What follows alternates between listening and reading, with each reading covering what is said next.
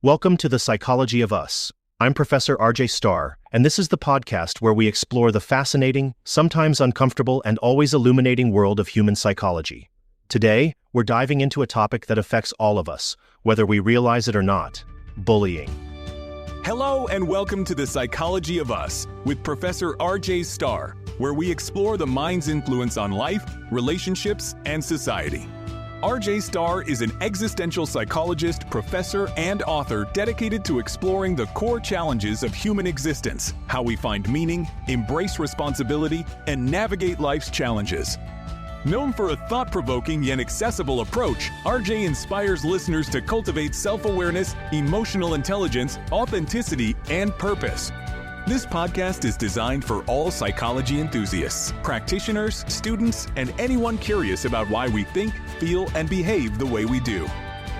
Each episode unpacks theories, explores complex questions, and offers insights that deepen understanding of the human experience. So settle in, stay curious, and discover the psychology of us. It's easy to think of bullying as something that happens to kids on a playground. We picture a bigger kid shoving a smaller one into a locker or stealing lunch money. But bullying is so much more than that. It's a deeply embedded social behavior, one that plays out in schools, workplaces, online, and even within families. It can take the form of subtle manipulation or outright cruelty. And despite how common it is, many people don't fully understand why it happens or what it does to those involved. So today, we're going to take a deeper look. Why do people bully? Why do some people become targets? And what happens to the bystanders who watch it unfold? I want you to think about your own experiences as we go through this. Maybe you were bullied. Maybe you were the one doing the bullying. Maybe you stood on the sidelines, unsure of what to do. Wherever you were in that dynamic, there's a psychology behind it, and that's what we're unpacking today. Let's start with a question that might seem simple. Why do people bully? Most people assume that bullies are just aggressive, angry individuals who enjoy causing harm. But that's an oversimplification. Not all bullies are loud, violent, or even obvious. Some are charismatic, some are calculating, and some don't even realize that what they're doing is bullying at all. At its core, bullying is about power. It's about establishing dominance, whether physically, socially, or psychologically. And to understand that, we have to look at something called social dominance theory, developed by Jim Sedanius and Felicia Prado. Their research explains how human groups naturally form hierarchies. Someone always ends up on top, and someone ends up at the bottom. Bullying often serves to maintain those hierarchies. It's a way for certain individuals to assert control, either to climb the social ladder or to make sure they don't fall down it. Now, this might sound cold and calculated, but the truth is, a lot of bullying is instinctive. It's modeled behavior.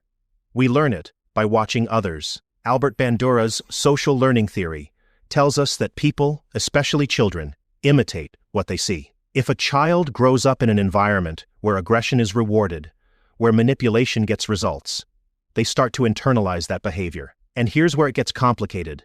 Some bullies don't actually feel powerful. In fact, many are deeply insecure. They bully because it's the only way they know to establish control over their environment. It's not always about malice. Sometimes it's about fear. Fear of being perceived as weak, fear of being excluded, fear of losing status. I remember a kid from my own school days. Let's call him Mark. Mark was the kind of guy you'd expect to be the target of bullying. He was quiet, a little awkward, and didn't fit in with the cool kids. But one day, seemingly overnight, Mark changed. He started mocking other students, humiliating them in subtle ways that weren't always obvious to adults. He never threw a punch, never got detention, but he was brutal with his words. And it worked. He climbed the social ranks. Years later, I ran into him again, and what he told me stuck with me. He admitted that he had been terrified of being on the receiving end of that same cruelty. He'd watched other kids get bullied, and instead of becoming a target, he made a choice. He was going to be the one holding the power. It was survival in his mind. That's the thing about bullying. It's not just about cruelty for cruelty's sake. It's a strategy, a dysfunctional, damaging strategy, but a strategy nonetheless. But what about the people on the other side? What makes someone more likely to be bullied? Why do some people become targets while others seem immune? Some people seem to attract bullying more than others. It's not fair, and it's certainly not their fault, but there's a psychological pattern to it. Understanding that pattern doesn't just help us recognize who's at risk, it helps us see the deeper dynamics of human interaction. When you think of someone who has been bullied, what comes to mind? Maybe you picture a quiet kid, someone who keeps to themselves, maybe a little different from the rest. But the truth is, being bullied isn't just about personality. It's about perception, how someone is seen by their peers, their teachers, their co-workers. Sociologist Charles Horton Cooley introduced the concept of the looking-glass self, the idea that our self-image is shaped by how we think others see us. For kids who are bullied, this is particularly damaging. If you're constantly treated as weak, as less valuable, as an outsider, you start to believe it. The way people treat us influences how we see ourselves. And for those who are targeted by bullies, that mirror can become a permanent distortion. What makes someone a target? Psychologists have looked into this, and the answers aren't always what you'd expect. Some research suggests that kids who are overly passive or socially anxious are more likely to be bullied because they don't fight back. Others argue that it's not just passivity, it's any kind of difference. Being too quiet, too loud, too smart, too different in any way. Then there's something called the provocative victim, someone who gets bullied but also lashes out, creating a cycle where they are both victim and aggressor. These individuals often struggle with emotional regulation. They might be impulsive, reactive, or socially awkward, making them stand out in ways that frustrate their peers. And that's an important point, standing out. Because bullying isn't just about individual personalities, it's also about group dynamics. The reality is, many victims are targeted not because they're weak, but because their presence challenges the social structure. They don't fit into the expected mold. Maybe they're too talented in a way that threatens others. Maybe they refuse to conform. Maybe they just don't play along with the unspoken rules of the hierarchy. Bullying thrives in environments where difference is seen as a threat rather than an asset. The workplace is a perfect example. You'd think that adults would have outgrown bullying, but in reality, workplace bullying is just as prevalent as childhood bullying, if not more. The difference is, instead of playground insults, it manifests as exclusion, sabotage, or manipulation. And again, the targets tend to be the ones who don't conform, who challenge the status quo, who aren't willing to play the political games required to fit in. The long-term effects of bullying are profound. Studies have shown that being bullied in childhood increases the risk of anxiety, depression, and even PTSD later in life. And there's something called learned helplessness, a concept developed by Martin Seligman. It happens when someone, after repeated negative experiences, stops trying to escape or fight back because they believe nothing will change. If every attempt to stand up for yourself has been met with more humiliation, more rejection, more pain, you eventually stop trying. And that learned helplessness carries into adulthood, shaping relationships, career choices, even self-worth. I knew someone who had been bullied relentlessly as a child. They weren't weak or passive, but they were different. And as an adult, that bullying stayed with them. They constantly questioned their value, even when they were in environments where no one was actually mistreating them. The damage bullying does isn't just in the moment, it rewires the way people see themselves, making it harder to trust, harder to feel safe, harder to believe they belong. The effects don't just stop at the individual level. Bullying also thrives because of the people around it, the bystanders who either intervene or let it happen. That's what we're turning to next. Bullying doesn't happen in isolation. It's not just about the bully and the target, it's about everyone who sees it and what they do in response. And in most cases, people do nothing. Not because they don't care, but because psychology is working against them in ways they don't even realize. There's a concept in psychology called the bystander effect, first studied by John Darley and Bibb Latané in the late 1960s. It describes how people are less likely to intervene in a crisis when others are around. It sounds counterintuitive. You'd think that more people would mean a greater chance that someone steps in. But what actually happens is something called diffusion of responsibility. Everyone assumes that someone else will do something, so no one does anything at all. I remember witnessing a situation like this firsthand. In high school, I saw a kid getting pushed around in the hallway. It wasn't an all-out fight, but it was enough to be uncomfortable to watch. I wasn't the only one there. There were plenty of students around.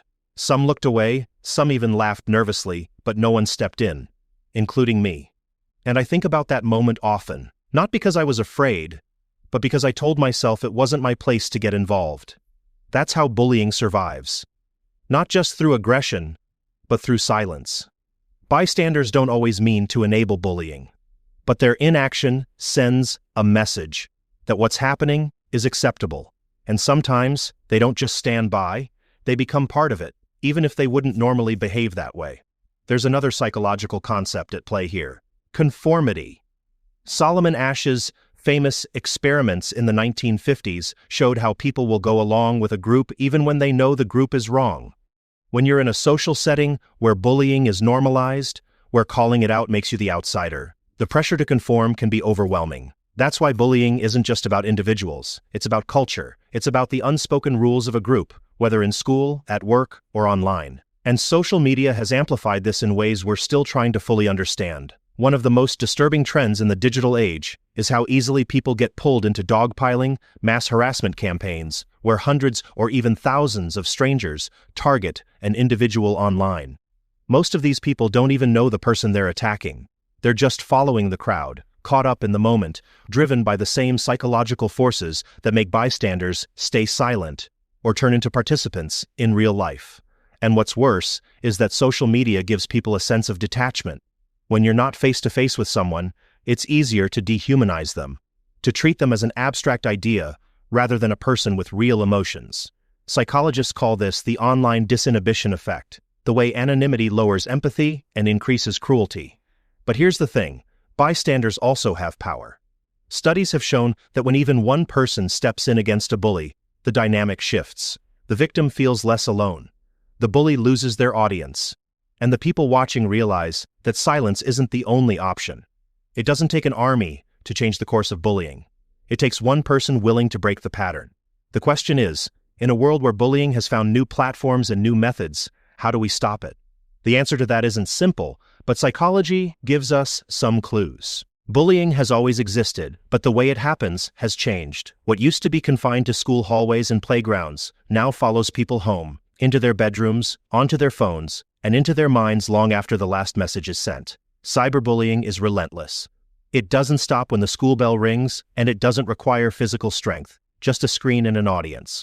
One of the most significant differences between traditional bullying and cyberbullying is accessibility. In the past, a person might have been tormented at school, but found relief at home. Now, the bullying continues online: texts, social media posts, anonymous messages. And because the internet never sleeps, neither does the harassment. Victims can receive dozens, even hundreds, of hateful comments within minutes. It's public, it's permanent, and it feels inescapable. The psychology behind cyberbullying is different too.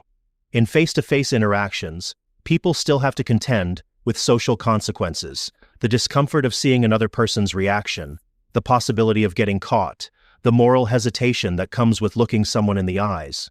But online, all of that disappears. The screen creates distance. The person on the receiving end of the cruelty isn't a real, living, breathing individual in the mind of the attacker. They're just an account, a username, a profile picture.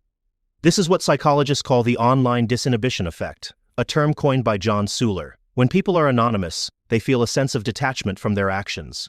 They say things they'd never say in person. They justify their words because they don't have to witness the pain they cause. And when they see others doing the same thing, the behavior spreads. There's a chilling case that illustrates just how powerful this can be. In 2012, a Canadian teenager named Amanda Todd shared a YouTube video telling her story. She had been blackmailed, harassed, and cyberbullied to the point of complete emotional collapse. She held up flashcards explaining what had happened to her, how relentless the bullying was, how it followed her no matter where she went. A few weeks later, she died by suicide, and even after her death, the bullying didn't stop. Strangers online mocked her, turned her tragedy into a joke, and continued the harassment, as if she had never been a real person at all. That's the dark side of the internet. It can strip people of their humanity. But it doesn't have to. The same tools that enable cyberbullying also provide opportunities for connection, support, and accountability.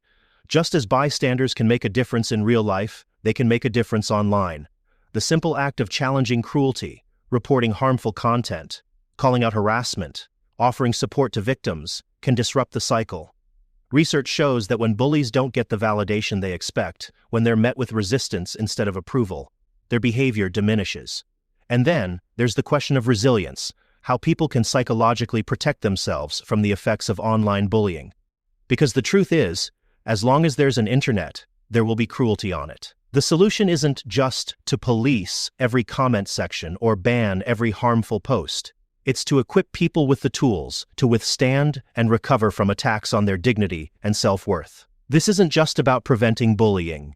It's about reshaping the culture that allows it to thrive. And that starts with understanding what works and what doesn't when it comes to intervention. If bullying, whether in person or online, is a problem of power, of social dynamics, of learned behavior, then the question becomes, how do we stop it? How do we change behavior that, in some cases, has been ingrained for years? The answer isn't simple, and it isn't one size fits all. But psychology gives us some insights into what works and what doesn't. One of the biggest mistakes people make when addressing bullying is assuming that punishment is the solution. The instinct is understandable. Someone bullies, so they should be punished. But research shows that punitive measures alone don't actually stop bullying. In some cases, they make it worse. A bully who is simply punished, without any intervention that addresses why they're engaging in that behavior in the first place, often doubles down. They either get sneakier or they redirect their aggression elsewhere. Instead of focusing only on punishment, successful interventions focus on changing the social environment that allows bullying to happen in the first place. That means shifting the culture of schools, workplaces, and online spaces to make cruelty socially unacceptable. In schools, some of the most effective anti-bullying programs don't just target bullies and victims, they involve bystanders. Studies have shown that when students are taught how to safely intervene, how to support peers, and how to recognize subtle forms of bullying, bullying rates drop dramatically. A study published in the Journal of Educational Psychology found that schools with bystander intervention training saw a significant reduction in bullying incidents. The reason is simple. Bullying thrives on an audience. When that audience turns against it, the power dynamic shifts. This isn't just true for children. The workplace is another environment where bullying flourishes.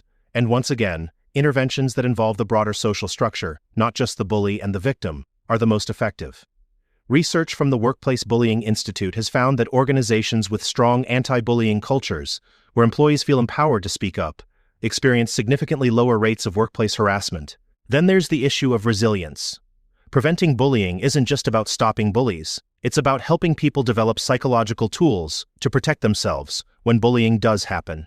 Resilience isn't about ignoring pain or pretending words don't hurt. It's about reframing experiences. Cognitive behavioral psychology teaches us that the way we interpret an event is just as important, if not more, than the event itself. When someone is bullied, they often internalize the experience. They start to believe the things being said about them. They see themselves through the bully's eyes. That's where the real damage happens. But if a person learns to challenge those interpretations, to see bullying as a reflection of the bully's issues, rather than their own worth, they take back control. They separate their identity from the cruelty they experience. I once knew someone who had been bullied for years, and when they talked about it, they didn't just talk about the pain. It was there, of course. But what stuck with them most was how long they carried those words, how much they believed them. It took years to unlearn the idea that they weren't good enough, weren't strong enough, weren't valuable. That's the real cost of bullying, not just the moment of cruelty, but the way it embeds itself into a person's identity. That's why prevention has to be about more than stopping bad behavior. It has to be about teaching people, especially children, how to see themselves accurately, how to develop an internal sense of self-worth that isn't easily shattered by external cruelty. It has to be about changing the entire system that allows bullying to happen in the first place. And most importantly, it has to be about giving people, bullies, victims, and bystanders, the tools to make different choices. Because bullying isn't just a personal failing, it's a social phenomenon, and that means the solution has to be social too. Bullying doesn't always end when the immediate aggression stops. For many people, the effects linger, sometimes for years, sometimes for a lifetime. It shapes self-perception, alters the way they interact with others, and, in some cases, limits what they believe they are capable of. Even if the physical bruises fade, the psychological ones often don't. Some people carry these experiences in obvious ways: deep anxiety, avoidance of social situations, struggles with trust. Others carry them more subtly, in the way they second-guess themselves, in the hesitation before speaking up, in the lingering belief that they are somehow lesser than the people around them. Psychologists have studied the long-term effects of bullying, and the findings are striking. Research from King's College London followed individuals who had been bullied in childhood and found that, decades later, they were still at higher risk for anxiety, depression, and lower self-esteem. The effects of bullying weren't just emotional, they extended to economic and social outcomes. People who had been bullied as children were more likely to struggle with relationships, with employment, with feeling a sense of belonging in the world. This isn't surprising when you consider what bullying does to a person's sense of self. When someone is repeatedly told, through words or actions, that they are weak, that they don't belong, that they are inferior in some way, those messages don't just disappear, they embed themselves into the way a person sees the world, and without conscious effort, they can become part of a person's internal narrative. But here's the most important part. The effects of bullying are not permanent. They can be unlearned. They can be rewritten. Cognitive behavioral therapy has shown us that the way we interpret our past shapes our present and future. Someone who was bullied might walk through life believing that they are fundamentally unworthy of respect, of love, of success. But when that belief is challenged, when they begin to see the bullying for what it was, a reflection of the bully's psychology rather than their own value, things start to shift. This is why narrative psychology, the way we tell the story of our lives, is so powerful. If a person sees their past experiences of bullying as proof of their own inadequacy, that belief will shape everything. But if they begin to see it differently, as something they survived, as something that tested them but did not define them, the psychological grip of bullying starts to loosen. I've spoken with people who, years after being bullied, realized that the beliefs they held about themselves weren't actually true. They had internalized someone else's cruelty and carried it as their own identity. And once they recognized that, once they consciously re-examined the story they had been telling themselves, things changed. They saw their experiences as something to overcome, not something to be trapped by. This doesn't mean ignoring pain or pretending bullying didn't happen. It means refusing to let it be the defining force in your life. It means recognizing that healing isn't about forgetting, it's about reclaiming your own narrative. Understanding bullying, why it happens, who it affects, and how it embeds itself into the human psyche, isn't just about reducing harm in the present. It's about helping people recognize how these experiences shape them and, more importantly, how they can reshape themselves in the aftermath. That's where real change happens, not just in stopping bullies, but in ensuring that those who have been bullied are not defined by the worst moments of their past. Bullying is often reduced to a simple story. One person is cruel, another suffers, and eventually, the situation resolves. But as we've explored, the reality is far more complex. Bullying isn't just about bad behavior, it's about power, psychology, and the social structures that allow it to persist. It happens in childhood, in adulthood, in workplaces, in relationships, and now, more than ever, in the digital spaces we occupy. For those who have been bullied, the effects don't always end when the bullying stops. The words, the experiences, the feelings, they linger. They shape identity, self-perception, and in some cases, the choices a person makes for the rest of their life. But just as bullying can leave a lasting imprint, so can resilience. So can healing. So can the conscious decision to refuse to let someone else's cruelty define who you are. For those who have bullied, whether intentionally or through social pressure, there's an opportunity to reflect, to ask, why did I do that? What need was I trying to meet? What fear was I trying to suppress? Because bullying isn't just about malice, it's often about insecurity, about power, about survival, in a social system that rewards dominance. And if that's the case, then changing that behavior isn't just about guilt, it's about growth.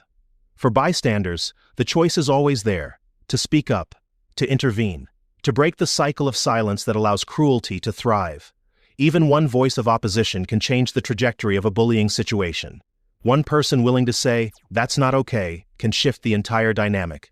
And for all of us, whether we've been bullied, been bullies, or been bystanders, there's the larger question: what kind of world do we want to create? Do we want to live in a world where cruelty is a means to power, where silence enables harm, where people carry the weight of their worst experiences long after they've ended? Or do we want something different? Psychology gives us tools to understand human behavior, But understanding isn't enough. It has to lead to action, to awareness, to change.